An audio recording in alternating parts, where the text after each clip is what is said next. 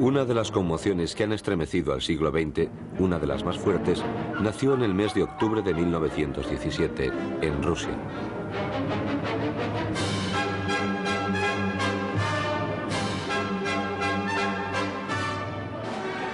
Las imágenes legendarias de la toma del Palacio de Invierno son las primeras de una revolución que acabó con el zar Nicolás II, llevándose con él los vestigios del viejo imperio.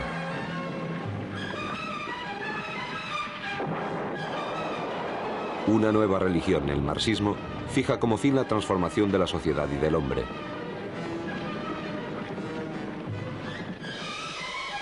Pero Rusia tiene que pagar primero un tributo de 4 años de guerras civiles, de hambre y de epidemias. Nacida de un sueño de libertad, la Revolución de Octubre de 1917 acabará con purgas y persecuciones.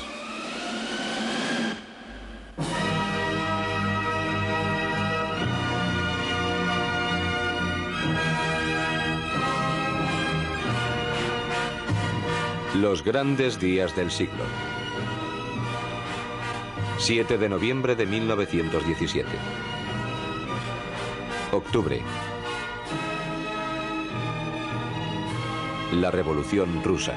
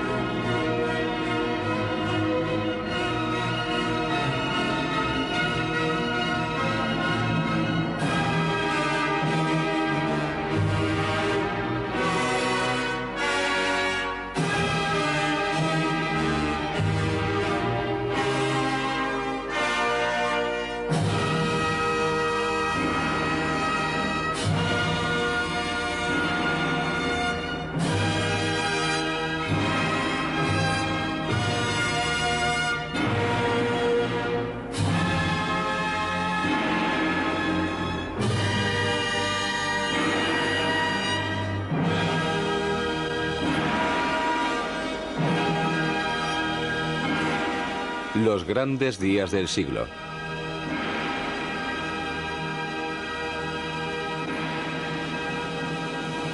La memoria de nuestro tiempo.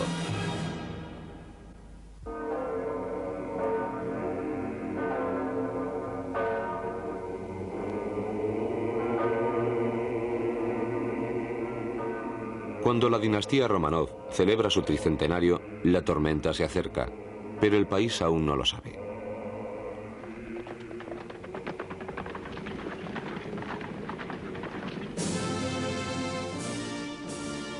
El zar Nicolás II reina desde 1894. Papa y César gobierna el estado más poblado de Europa, 130 millones de habitantes, con más de 14 nacionalidades y lenguas diferentes.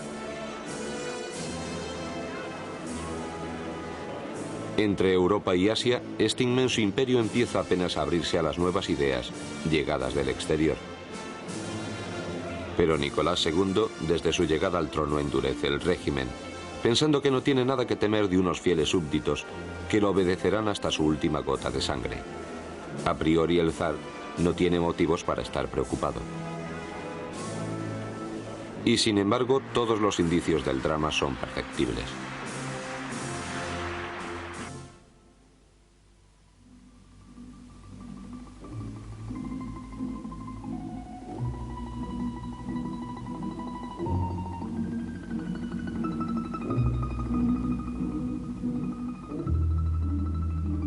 Los campesinos representan el 80% de la población y las tierras mal explotadas no pueden alimentarlos a todos.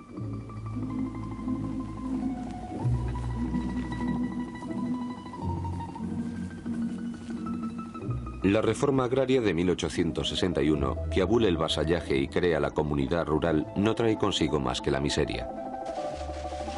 Como resultado, a principios de siglo los motines asolan los dominios de los señores.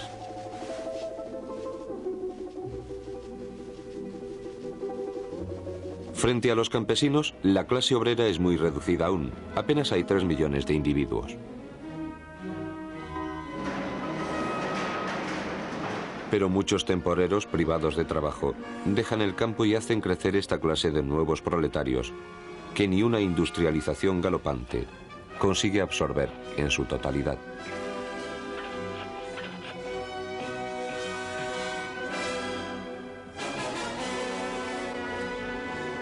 Las condiciones de trabajo son lamentables.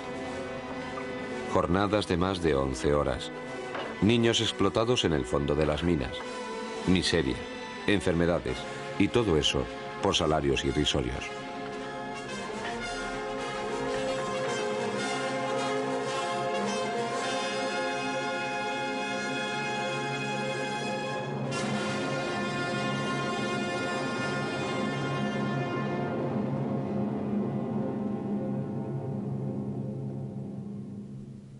Un hombre percibe esta situación explosiva y la traduce en sus libros. Su nombre es Tolstoy. El escritor se convierte en el símbolo de las ideas liberales que circulan en el seno de la inteligencia. Esta fracción de iluminados es una mezcla de miembros de la corte, de burgueses liberales e intelectuales. Las nuevas corrientes provienen de Francia, Alemania, Inglaterra y de los países que acogen a los exiliados que harán penetrar el marxismo en Rusia. Entre ellos se encuentra Vladimir Ilich Ulyanov, que tomará el apodo de Lenin. Aquí lo vemos con una peluca en una foto de carnet de identidad trucado. Militante desde 1895, escapó al extranjero huyendo de la policía imperial. Ya son incontables los encarcelamientos preventivos, las deportaciones y las ejecuciones sin juicio, desencadenadas por los decretos del zar sobre la seguridad reforzada. De entre los prisioneros una figura se hará famosa, Joseph Vissarionovich, llamado Stalin, el hombre de hierro que lucha ya al lado de Lenin. Stalin, natural de Georgia, una de las regiones industriales de donde saldrán los primeros movimientos insurreccionales que serán la repetición de la futura Revolución de Octubre. Se producen huelgas en Bakú a finales de 1904, seguidas en todo el país por las manifestaciones del 9 de enero de 1905 en San Petersburgo. Varios millares de obreros se dirigen pacíficamente al Palacio de Invierno para presentar una petición al zar, pidiendo mejoras en las condiciones de trabajo, así como derechos civiles y políticos.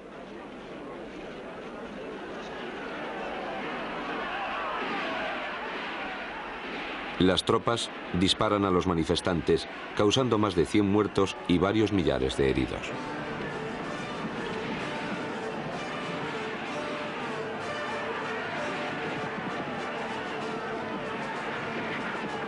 El horror suscitado por la masacre de una muchedumbre desarmada es conocida en la historia rusa bajo el nombre de Domingo Sangriento.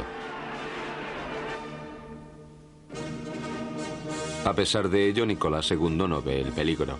Está preocupado por la guerra que tiene con Japón, guerra que en primer lugar desencadenó un arrebato patriótico en el país y que decayó rápidamente por la derrota de la flota en mayo de 1905. Todos los buques rusos son destruidos en Port Arthur. El zar es obligado a firmar una paz humillante. Por primera vez en la historia, una gran potencia es derrotada por un pueblo que no es de raza blanca. La señal de un segundo fracaso en el país.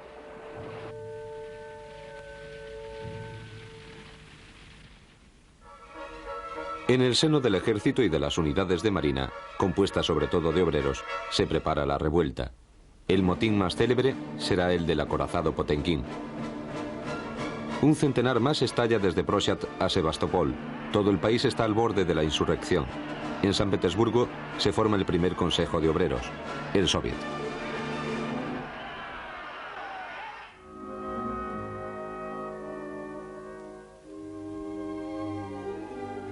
El presidente de este Soviet será el tercer gran personaje de la revolución, Lev Davidovich Bronstein, llamado Trotsky. Para frenar la oleada de protestas, Nicolás II en un primer momento reprime y disuelve el Soviet. Más tarde hace concesiones. Llama al primer ministro que crea una asamblea constituyente, la Duma, sobre el modelo francés de 1789.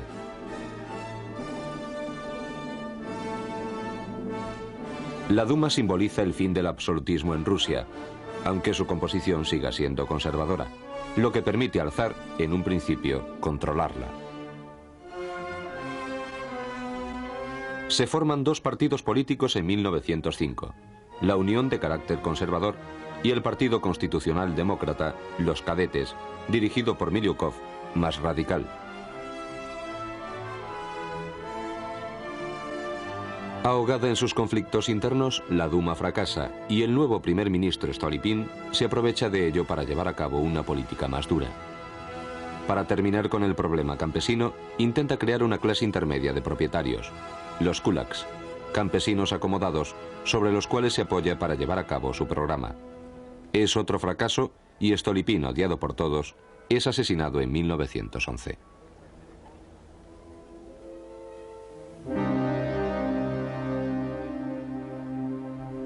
Las arcas del país están vacías. El zar necesita dinero. Lo encontrará en Francia e Inglaterra. Es el dinero de centenas de millares de ahorradores. Son los famosos préstamos rusos, que serán negociados a cambio de la triple alianza militar entre París, Londres y San Petersburgo. Lenin, exiliado aún, denuncia violentamente estas prácticas ligadas al capitalismo internacional y da a conocer las bases de lo que será la revolución en estos términos. El pueblo ruso, conducido por el partido bolchevique, acabará con el capitalismo y construirá una sociedad nueva llamada socialismo, que preparará al comunismo para una expansión al resto de la humanidad. Crea un periódico clandestino, Pravda, que apela al proletariado a levantarse con los campesinos y difunde estas nuevas ideas en el seno de la clase obrera.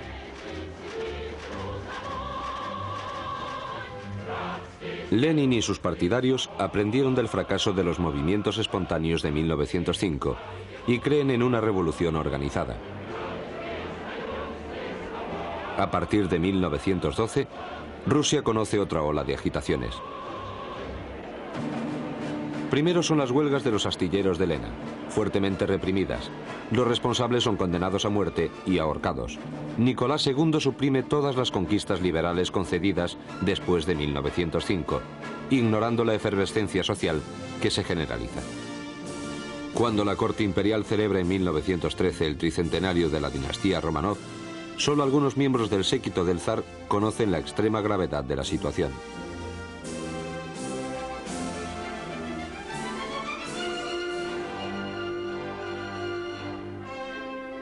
La corte se adormece en interminables giras campestres al borde del Mar Negro. El emperador se divierte, pero su fin está próximo.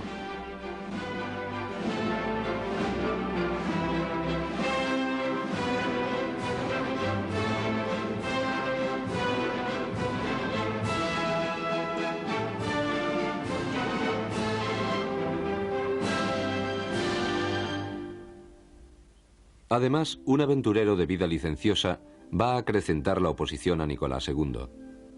Un monje, Rasputín, hechiza literalmente a la emperatriz, pretendiendo curar a su hijo enfermo de hemofilia.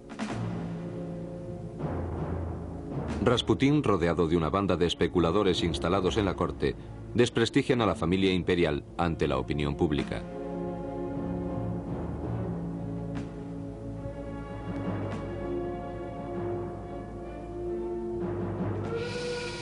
En 1914, las condiciones de trabajo de la clase obrera son tan desastrosas que se desencadenan huelgas multitudinarias, sobre todo en Bakú. Hay más de 2 millones de huelguistas y las campanas a muerte por el régimen están a punto de tañer.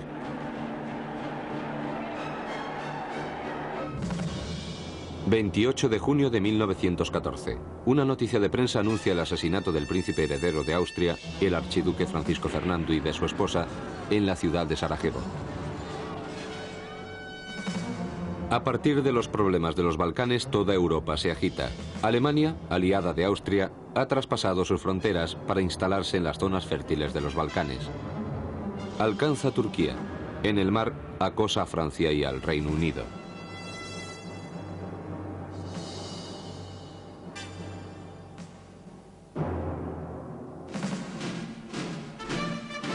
Para la Rusia acorralada de Nicolás II, todas las razones son buenas para desencadenar las hostilidades mucho antes de que las otras capitales las inicien. Estamos en julio de 1914. En toda Rusia se despide a los soldados que parten.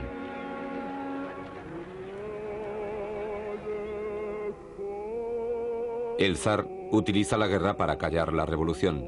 La unanimidad del sentimiento nacional hace olvidar las manifestaciones pacifistas. Incluso la inteligencia se deja engañar por este arrebato patriótico. El zar está acuciado por un Estado Mayor mal preparado, que es incapaz de organizar la movilización. Yurenich y Kolchak mandan a la batalla a todos los contingentes del país. Obreros y campesinos marchan hacia un inmenso frente de más de 15.000 kilómetros.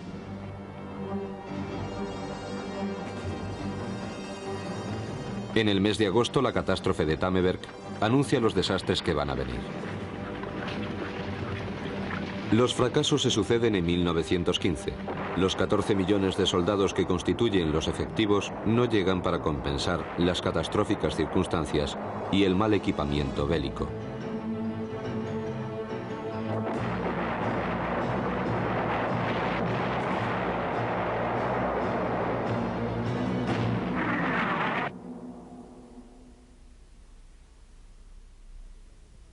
Fin de 1916. A pesar de la ofensiva del general Brusilov, las pérdidas son inmensas. Sobrepasan 1,5 millones de muertos, otro tanto de heridos y 2 millones de prisioneros.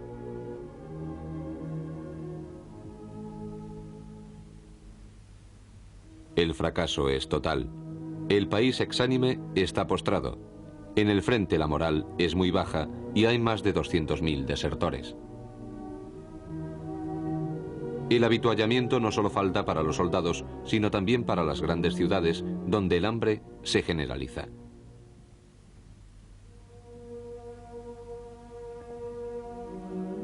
Asustada, la población huye a través de los campos. Es un inmenso éxodo por los caminos rusos.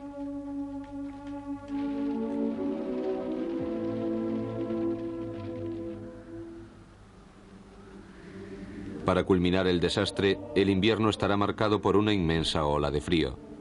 Pero en el frente, los refuerzos siguen llegando bajo órdenes del zar.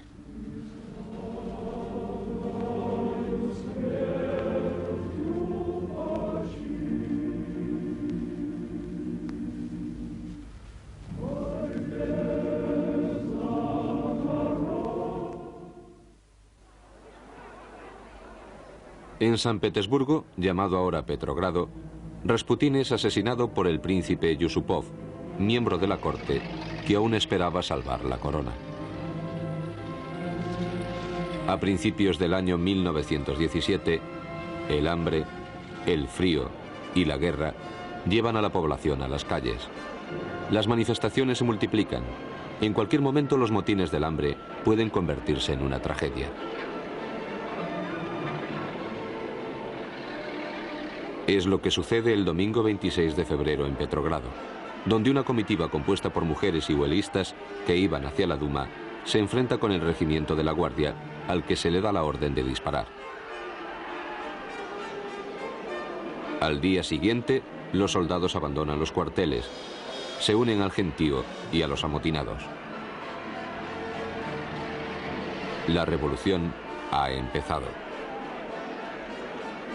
Todas las guarniciones de Petrogrado, 170.000 hombres, están a favor de la insurrección y matan a varios oficiales, fieles al zar.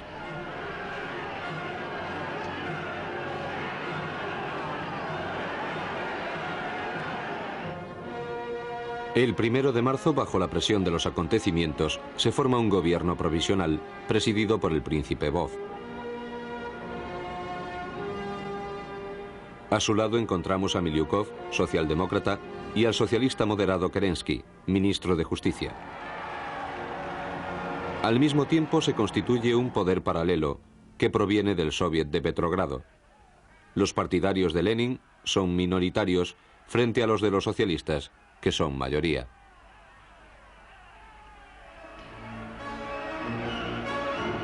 El 2 de marzo por la mañana, los delegados de la Duma, Guskov y Subgin, se presentan al zar.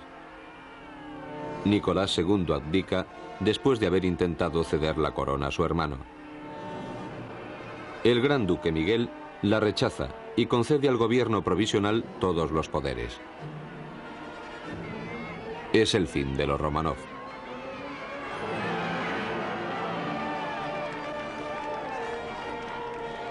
Rusia se convierte en una fiesta por la proclamación de la República.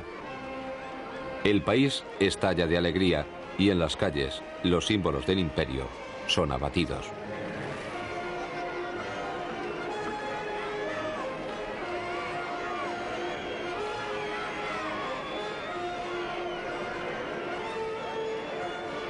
Los opositores políticos que habían sido encarcelados son liberados y sustituidos en las cárceles por los partidarios de Nicolás II.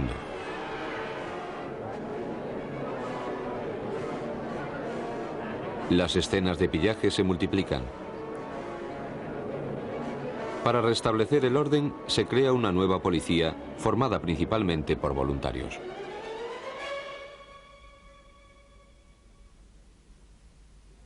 En la primavera de 1917, Lenin vuelve a Rusia, ayudado por los alemanes que quieren deshacerse del Frente del Este por todos los medios, incluyendo la vuelta de un militante pacifista enemigo.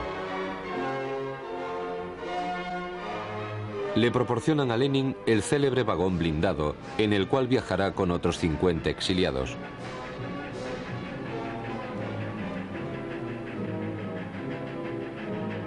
Para ir de Suiza a Rusia, en esta época de guerra, se verá obligado a pasar por Suecia y Finlandia.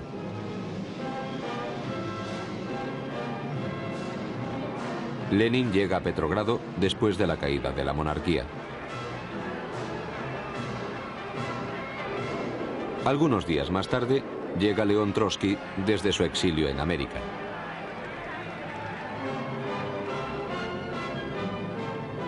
Lenin impone inmediatamente sus tesis de abril, resumidas en el eslogan Pan, Paz y Libertad. La mayoría de los bolcheviques lo apoyan y sus tesis se convierten en el programa oficial del partido.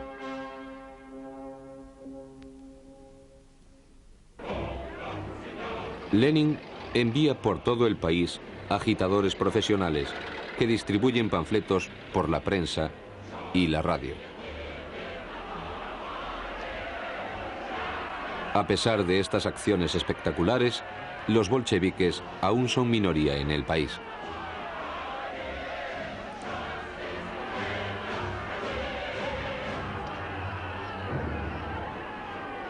Una nota del ministro Miliukov titulada «La guerra hasta el final» es, por desgracia, publicada en la prensa. Estaba destinada secretamente a los aliados para garantizarles el apoyo del ejército ruso. Esta nota provoca un escándalo en el interior del Soviet y desencadena en el país una ola de protestas sin precedentes. Se sale de nuevo a la calle.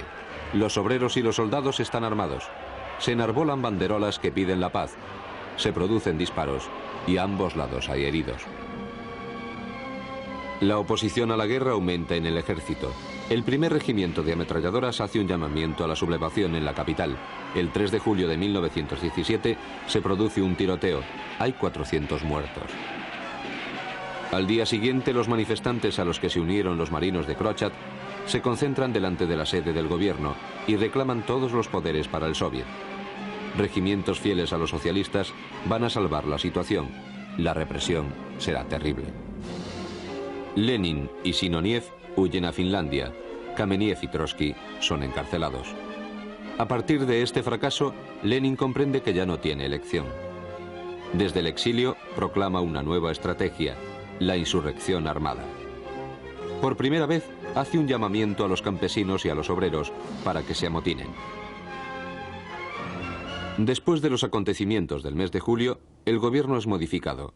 Así pues, el nuevo presidente Kerensky se enfrenta al general Kornilov y a la derecha, que organizan un golpe de Estado destinado a combatir la anarquía en el ejército y a establecer un poder fuerte frente a una situación militar catastrófica.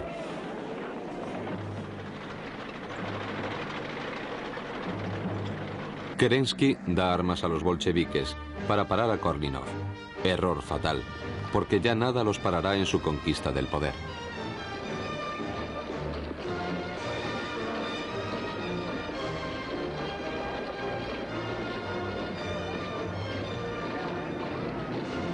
El gobierno de Kerensky sobrevivirá apenas algunos días, justo el tiempo de anunciar una república y de formar una cuarta y última coalición antes de la victoria de Lenin.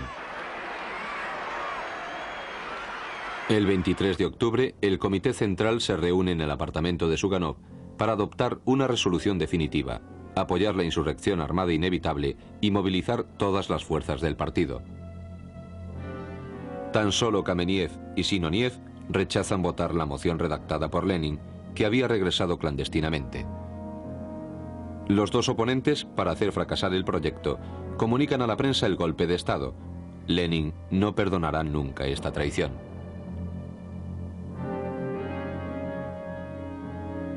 La organización estratégica de la insurrección es confiada a Trotsky y Antonov Sobienko. Crean un comité militar revolucionario, verdadero Estado Mayor de la sección golpista, que instala su cuartel general en el Instituto Smolny, antiguo convento femenino. Coordina la acción del Soviet de Petrogrado y la del partido bolchevique.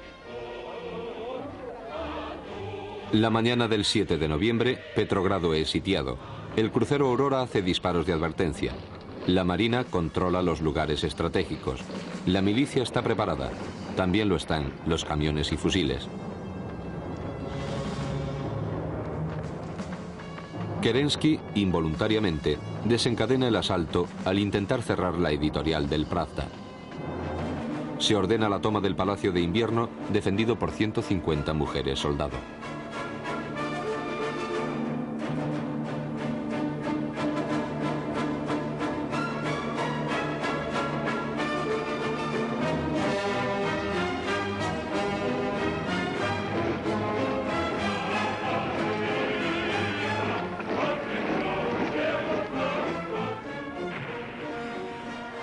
De madrugada es secuestrado el gobierno y un destacamento de soldados, seguidos por la masa, penetran en el Palacio de Invierno. Los ministros son arrestados. Es el 17 de octubre del calendario ortodoxo, fecha que recordará la historia, un día en que todo cambió con tanta facilidad que Lenin dirá más tarde a Trotsky: todo esto me produce vértigo.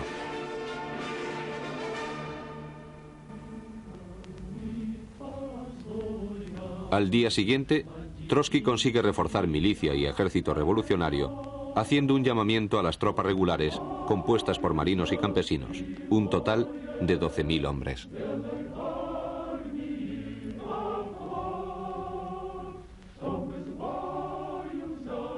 Para hacerles frente, Kerensky tan solo consigue reunir 700 cosacos.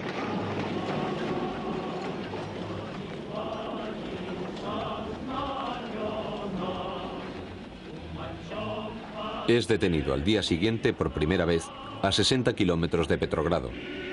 4 días más tarde, los 12.000 hombres de Trotsky vencen a los cosacos cerca del observatorio de Pulkovo. El golpe de Estado ha sido un éxito. Kerensky huye. Se forma el primer gobierno de Lenin. Debe solucionar rápidamente el problema de la clase campesina. Los campesinos han participado activamente en la revolución. Desde hace años piden el acceso a la propiedad sin obtenerla, y de febrero hasta octubre han multiplicado las ocupaciones de tierras. Realmente Lenin, cuando hace su decreto sobre la tierra, no hace más que ratificar lo que ha sucedido, distribuyendo las grandes propiedades a los que las cultivan. Más tarde, la desilusión se apodera de los campesinos. Las tesis de abril prometen pan, paz y libertad.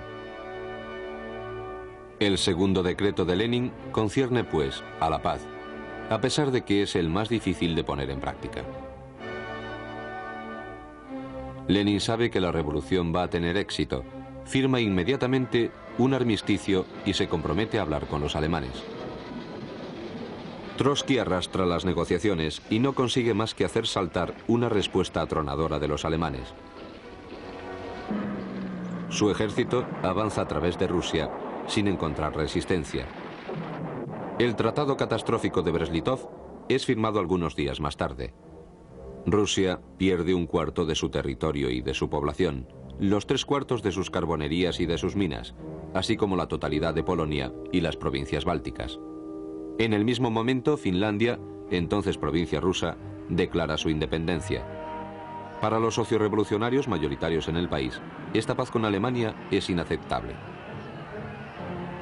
Ellos votan contra su ratificación, pero Lenin, aunque en minoría, pasa al otro lado y disuelve la Asamblea Constituyente, declarando: la democracia es el Soviet. Al mismo tiempo, nace la Checa, la policía política. El verano de 1919 es crítico para los comunistas. Después de Finlandia, Ucrania reclama la independencia, ayudada por Alemania, que favorece la puesta en práctica de un contragobierno. En la mayoría de las provincias, los comunistas deben afrontar llamaradas nacionalistas, que los eslóganes revolucionarios han hecho saltar.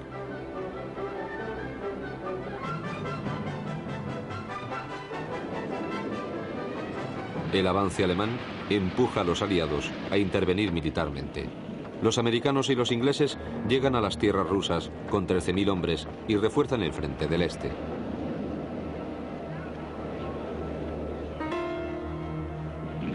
Un contingente francés desembarca en Odessa, al mismo tiempo que los japoneses lo hacen en Vladivostok.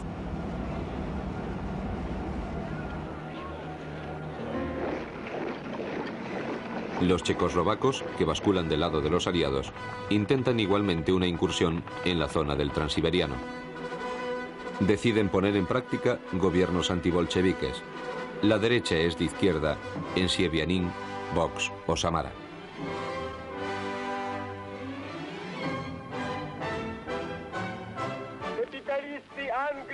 Frente a sus intervenciones exteriores, Lenin reacciona violentamente.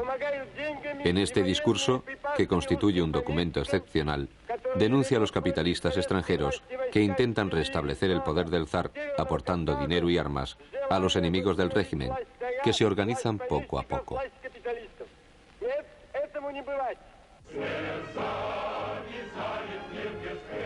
Es el comienzo de la guerra civil. Los comunistas deben poner en pie un verdadero ejército. Practican ante todo el compromiso voluntario, bien sean los obreros que prestan juramento, bien los komsomols, las juventudes comunistas, que se enrolan cantando. Pero los efectivos continúan siendo débiles.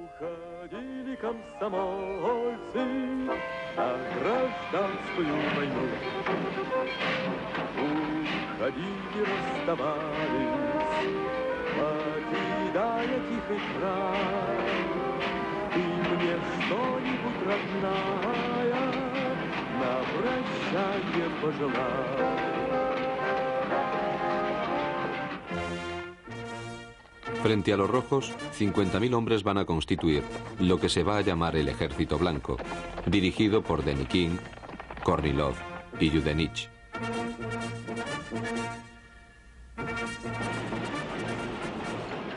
Compuesto exclusivamente de voluntarios que no tienen en común más que su antibolchevismo, se bate notablemente y sus primeras ofensivas hunden las líneas rojas.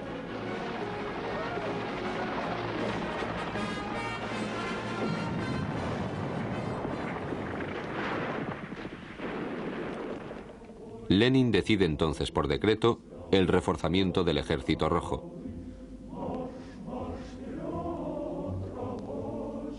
Confía el mando militar a Trotsky, quien revela ser, además de un estratega excepcional, un arrastrador de hombres y un jefe implacable. Trotsky está en todos los sitios en el frente.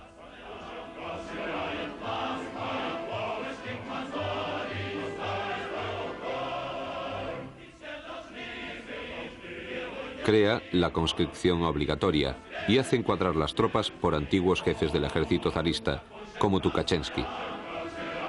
Al lado de Trotsky se encuentran todas las grandes figuras de la revolución: Chapayev, Bruchev, Stalin, a quien retirará del frente, gesto que no le será perdonado nunca más, Gorochilov, Ordzhonikidze, Frunze, Los efectivos pasan de 400.000 hombres a 5 millones en 2 años. Trotsky, jefe militar, será el gran vencedor de la guerra civil.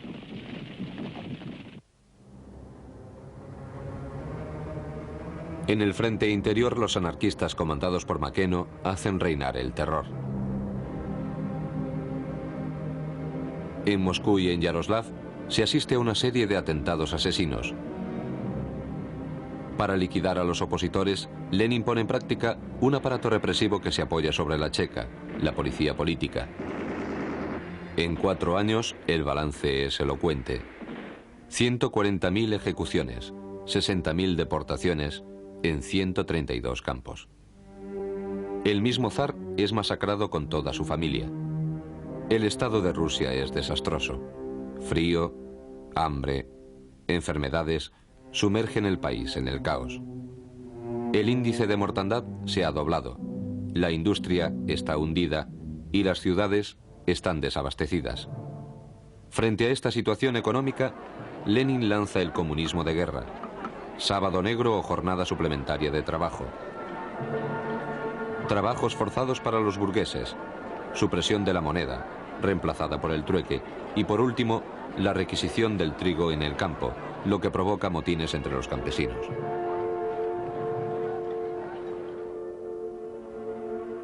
La violencia no perdona ni siquiera a Lenin, que es herido en un hombre en un atentado y que decide hacer su reaparición en público delante de una cámara.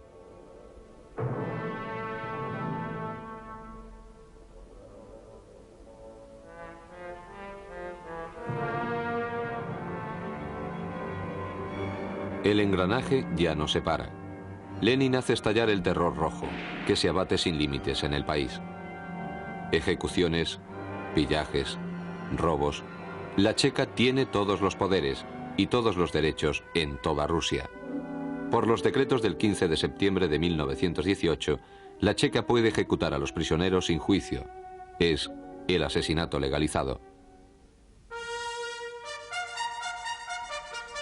En el frente, los ejércitos blancos, cuyo mandato acaba de ser unificado, lanzando 2 grandes ofensivas. Denikin, que ha tomado Odessa, Kiev y Orel, se aproxima a 400 kilómetros de Moscú.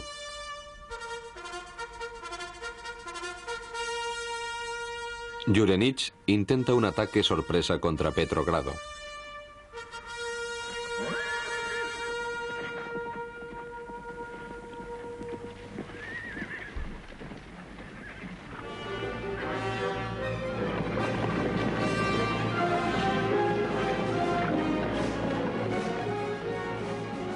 A la salida de esta batalla, las vanguardias llegan a los suburbios, pero la ciudad no caerá. Estos serán los últimos ataques de los blancos. A partir de 1919, las victorias no serán más que de los rojos, bajo el impulso de Trotsky, que inflama el ejército.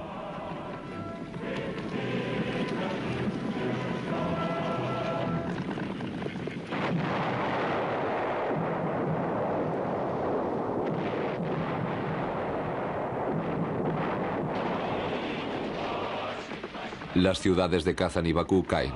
Las tropas revolucionarias progresan en todos los frentes.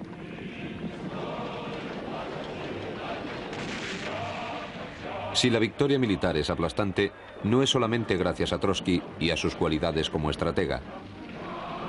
La progresión del ejército rojo es también facilitada por la adhesión de los campesinos, que prefieren ver ganar a los comunistas, que les prometen tierras, mientras que los blancos quieren quitárselas. Sin embargo, hay un país que va a resistir. Polonia, convertida en independiente después de haber sido rusa, rechaza la invasión bolchevique, militar e ideológica. El mariscal Pidulski para el ejército rojo en Varsovia y firma como vencedor el Tratado de Riga, que obliga a Moscú a renunciar a toda pretensión sobre Polonia. Es un primer fracaso para los que creen que la revolución será mundial.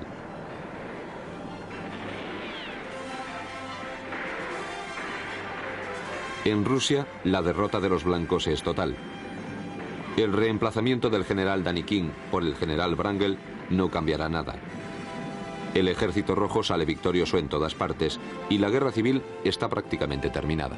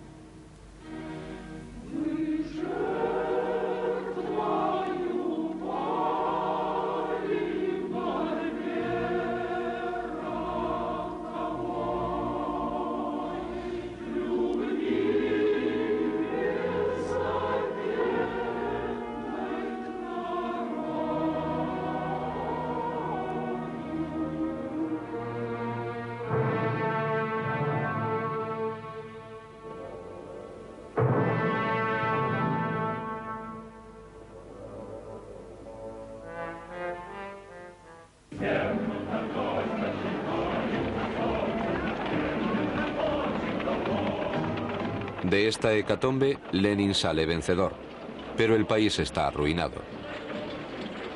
El crecimiento de finales del siglo XIX ha sido llevado a cero y es necesario reconstruir la economía.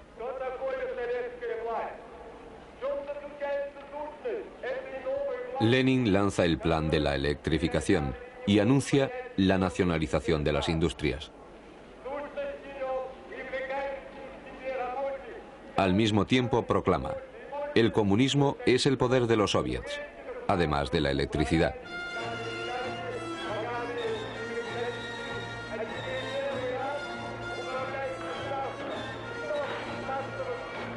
Por esta colectivización sistemática, la vida del país se transforma. Después de haber movilizado a los hombres para batirse, se les moviliza de nuevo en las fábricas. Este nuevo culto del rendimiento se encarnará algunos años más tarde en la persona de Stakhalin.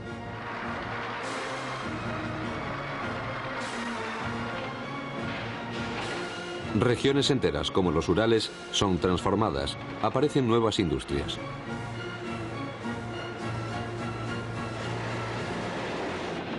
Se comunican centros de producción entre ellos por vías de comunicación.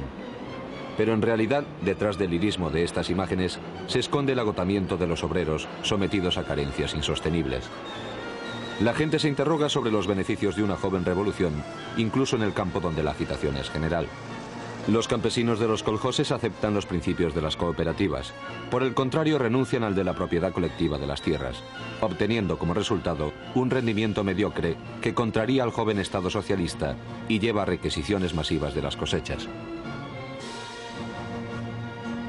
Al mismo tiempo que en el problema del trabajo, Lenin se interesa en el de la educación, haciendo obligatoria la alfabetización de un pueblo que el régimen precedente ha dejado en un estado de ignorancia absoluto. Estas reformas indispensables pero salidas de la voluntad de controlarlo todo, desembocarán entonces en una consecuencia inevitable: una concentración y una centralización de los poderes que volveremos a encontrar en el partido único. Lenin aprovecha esta circunstancia en beneficio de una popularidad que va en aumento.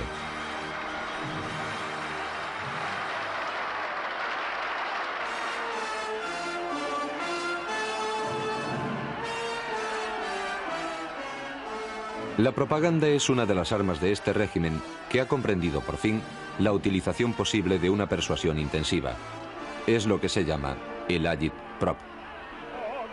Como la mayor parte de la población es iletrada, el mensaje se lleva bajo la forma de película, proyectada en los trenes que circulan por todo el país. Se utilizan también los barcos, como el Estrella Roja, guiado por la mujer de Lenin en persona. El aforo de este cine es de 1000 personas. La preocupación por la eficacia llevará incluso a nombrar como secretario de Cultura al realizador de la película Lunacharsky.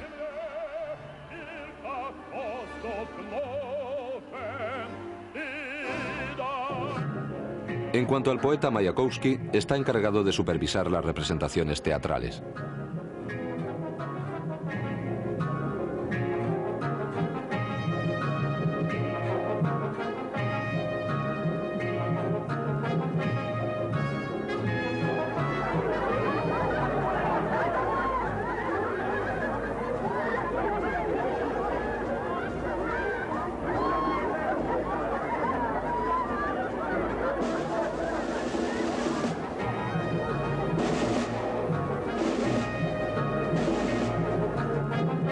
La cultura baja también a las minas y el Bolshoi actúa en las fábricas.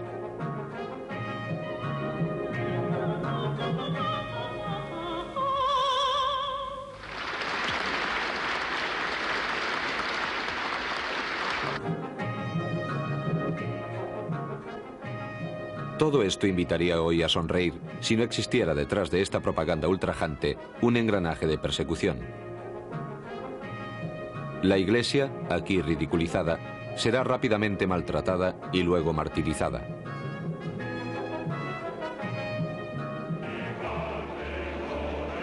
Cuando Lenin está seguro de tener el país entre sus manos, se vuelca hacia el extranjero. Y desde marzo de 1919 crea la Tercera Internacional Comunista, el Komintern. Su presidencia es confiada a Zinoviev, quien impondrá su ley en el futuro partido, hermano del mundo entero, a través de 21 condiciones draconianas, una organización ultracentralizada y una disciplina de hierro. Los partidos comunistas se forman en Alemania, en Finlandia, en Italia y en España.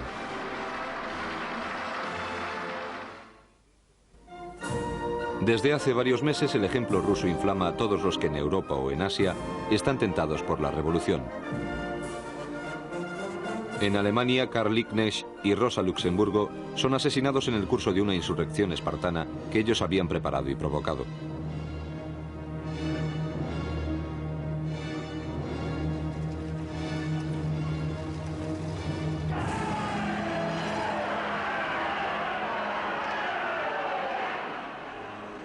En Hungría la revolución no dura más que 3 meses antes de ser aplastada por los países vecinos. El balance de los hechos es sangriento. En China, los primeros movimientos se manifiestan desde la primavera del año 1913, años antes del nacimiento del Partido Comunista. Finalmente, en Francia, las 21 condiciones de Zinoviev, juzgadas inaceptables por una parte de los socialistas, provocan la escisión de la izquierda en el Congreso de Tours de 1920. Es el nacimiento del Partido Comunista francés.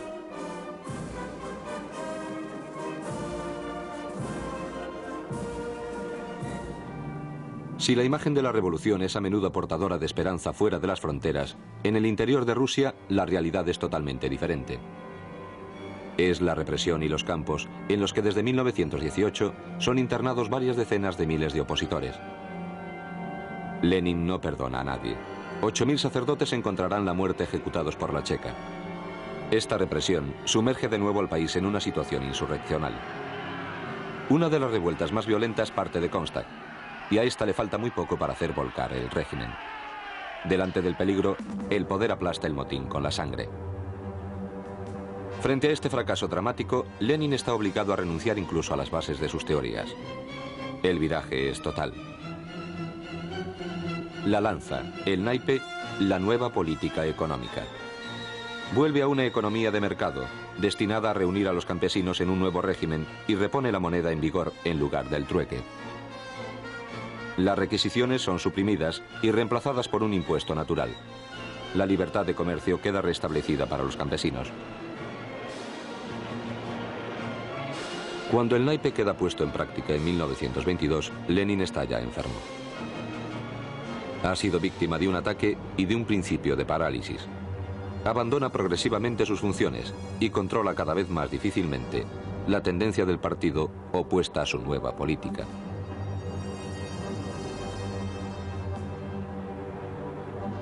El poder no quedará vacío durante demasiado tiempo. La estrella de Stalin se engrandece y en 1922 es elegido secretario general del Partido Comunista. Bajo su indulgencia, se crea ese mismo año la Unión de Repúblicas Socialistas Soviéticas. El control de estas repúblicas por el partido es total. No deja al poder local más que migajas irrisorias. El derecho de los pueblos a disponer de ellos mismos, defendido por Lenin desde sus principios, ya no es más que un recuerdo.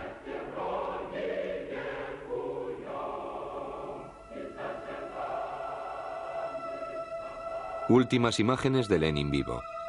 2 crisis de hemiplegia le han golpeado duramente y le obligan a renunciar a toda actividad política. En el comité central fijado por la enfermedad, asiste al combate que se libra entre los candidatos a la sucesión. La lucha opone una troika compuesta por Stalin, Zinoviev y Kamenev a Trotsky. Stalin será el más fuerte y batirá el socialismo burocrático en un solo país contra Trotsky, quien siempre había creído en una revolución universal.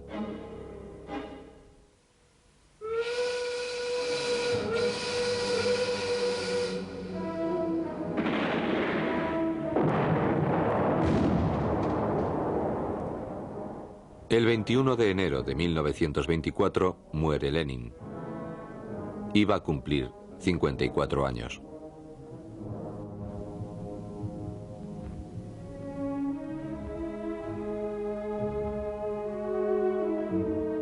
Su cuerpo es transportado hasta Moscú a bordo de un tren especial.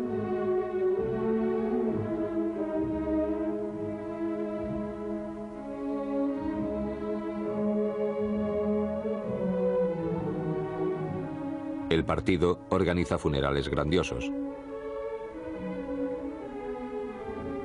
El pueblo es invitado a venir a inclinarse delante de su tumba embalsamada.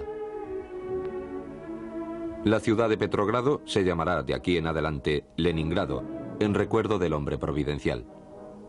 El culto creado al día siguiente de su muerte servirá de pretexto al del sucesor vivo. Quizás Lenin había tenido antes de su muerte el presentimiento de lo que iba a pasar. En su testamento político dejado a su viuda escribe: Stalin es demasiado brutal, es necesario retirarle el poder.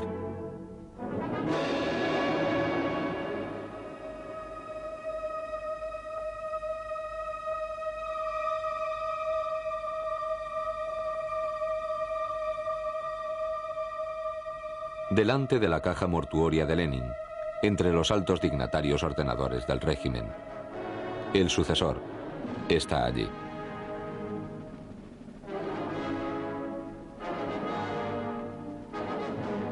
Es él quien pronunciará la oración fúnebre.